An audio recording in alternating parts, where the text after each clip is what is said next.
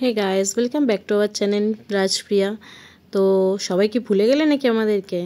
তো যাই হোক, আমি অনেক দিন পারিনি ব্লগ দিতে, প্রচুর ব্লগ ডিউ আসে, তো আসবো এরপর পর। তো আজকে এসেছি একটা মিনি ব্লগ নিয়ে।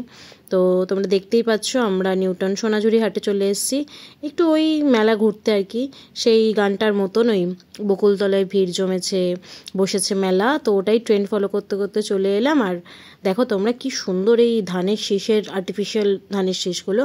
তো বলছিলাম আমরা ঘর সাজাবো যখন এগুলো কিনবো, আমি রাজকে বলছিলাম খুব ভালো লাগছে এগুলো দেখতে। তো রাজও বললো হ্যাঁ, ঘর সাজাবো যখন আমরা এগুলো কিনবো। দেন আমরা ঘুরে ঘুরে দেখছিলাম সব কিছু। আর সত্যি জায়গাটা এত সুন্দর করে মেলাটা বসে, তো তোমরা দেখলেই বুঝতে পারবে পুরোটা এখানে মনে হবে যেন একদম শান্তিনিকেতনে আমরা চলে এসেছি, শান্তিনিকেতনের ভাইব দেয়। তো যাই হোক, আমি বসে পড়লাম আফটার এ লং টাইম এই জুয়েলারিসগুলো দেখতে। তো আমার খুব ভালো লাগে হ্যান্ডমেড জুয়েলারি বা অক্সিডাইজের জুয়েলারি, বাট পরা হয়ে ওঠে না। তো আমার ইনভিটেশন ছিল বলে আমি ওটার জন্যই একটু দেখছিলাম, আর বাট চয়েস করতে পারছিলাম না, কন্টিনিউ ঘোরাফেরা করছিলাম যে কী নেব। দেন চলে এলাম একটু কুর্তি দেখতে, আমার গিফট করার ছিল, বাট ভালো লাগলো না বলে বেরিয়ে এলাম। কিন্তু আমি চলে গেছিলাম তারপরে একটু শাড়ি দেখার জন্য।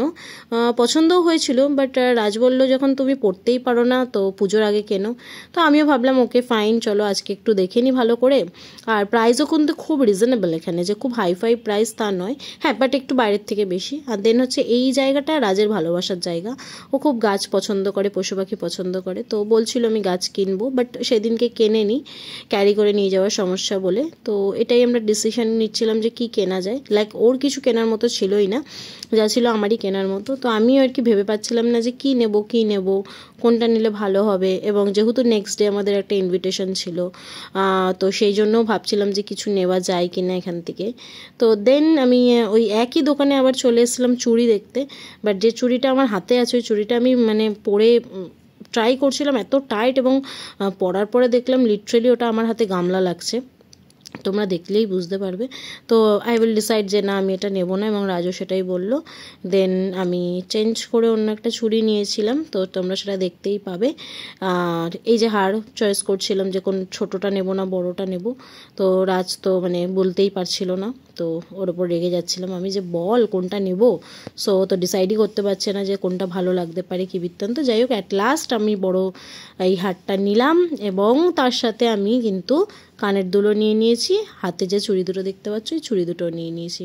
তোমরা কিন্তু অবশ্যই জানাবে যে এইগুলো কেমন লাগলো আর কেমন দাম হতে পারে এগুলো অ্যাপ্রক্সিমেট, তোমরা যারা যারা কেনো নিশ্চয়ই জানো।